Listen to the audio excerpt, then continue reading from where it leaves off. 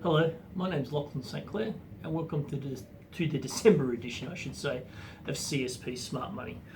Well, it's the middle of December, so I don't think now is really the right time for a detailed investment analysis. So I thought I'd just take a moment just to reflect on some of the key points of 2019. It's been a pretty amazing year, actually, when I sit down and go through a few of the things that have happened, and then sort of, I suppose, pontificate a little bit on what might happen next year. As I said before, a big year in politics this year. Boris Johnson's obviously just got in the United Kingdom over the Labor Party, and everybody's breathed a bit of a sigh of relief. I think a lot of the policies Jeremy Corbyn wanted to bring in were really quite very far to the left, which I think would have been interesting economically. But more importantly than that, I think Boris has now got a clear mandate to get Brexit underway, and the UK just needs to move forward. It's been sort of caught in this political quagmire for 3 years now, and they've really got to just, bite the bullet, come up with a contract they're happy with, or a decision they're happy with, or a trade agreement they're happy with, and move forward. I think it's really important. And obviously in Australia as well, the Morrison coalition government got up in a surprise win up over the Labor Party. And certainly for a lot of my clients who were concerned about imputation credits and changes to the tax system and a few other bits and pieces, that certainly brought a bit of a collective sigh of relief as well. So a big year for politics, but so far so good in terms of the sense that it's come down on the right side. From an economic perspective, I think singularly the biggest news of 2019 was the pivot from global reserve banks moving away from a lifting interest rate cycle into a cutting interest rate cycle. I think it's fair to say that interest rates did not rise as far as people thought they would in the lifting cycle, nor did they rise for as long as people thought they would. So the duration of the lifting period was shorter, and it didn't rise to the heights that people expected, and they've started to come back again. Obviously, in 2019 it's been the beginning of that rate cutting cycle. So what that's really left people with a flavour, I suppose, is that rates and growth and inflation are going to be much lower for much longer than people previously thought. So a real sort of slow, grinding economic environment is really sort of the general outlook, I think, for the next sort of 5 years or so. From CSP's perspective, we've had a huge year.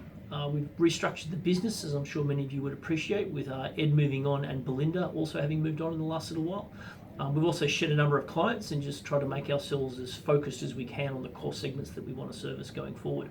And that's actually got me quite excited. I'm really looking forward to next year because I'm going to have a little bit more time and effort to put into bringing some more sophisticated investor offerings out to market, and really trying to get our portfolios absolutely as pristine as they can be, and really fitting with the best wines that are out there in terms of what they think the economic environment is going to unfold like.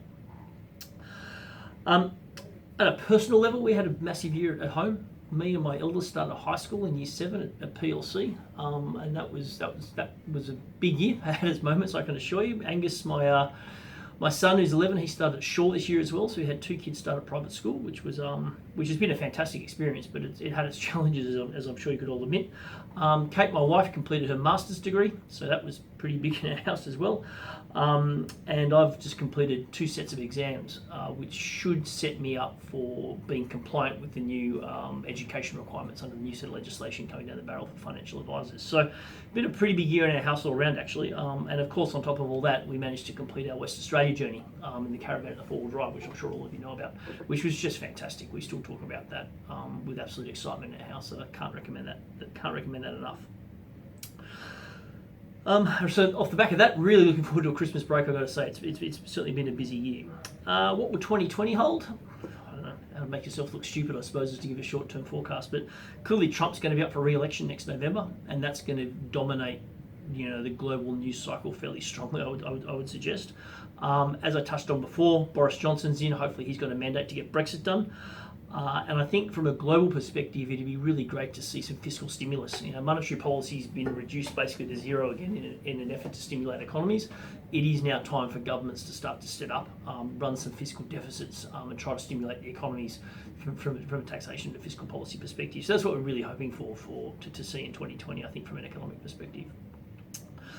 So that's it for sort of the key stuff. I suppose office is obviously going to be closed over Christmas, so we'll close down around lunchtime on Monday the 23rd of December, and the office will reopen on Monday the 6th of January. As per usual though, I'll take a couple more weeks, and I won't be back in the office again until the 28th of January, so back in after the Australia Day long weekend. However, the office will be open from the 6th. I'd like to take this opportunity to wish everybody an absolutely fantastic Christmas and a safe and prosperous 2020. And of course, we have particular thoughts for those people caught up in the bushfires at the moment. It's quite extraordinary. We're looking to go away in the caravan up the coast, and it's just on fire, like really everywhere between here and Byron Bay. It's quite extraordinary. So for anybody who's caught up with that, you have our thoughts and best wishes. We trust you absolutely have a safe journey through what is a pretty horrible passage, and we look forward to talking to you all in 2020. Thank you very much.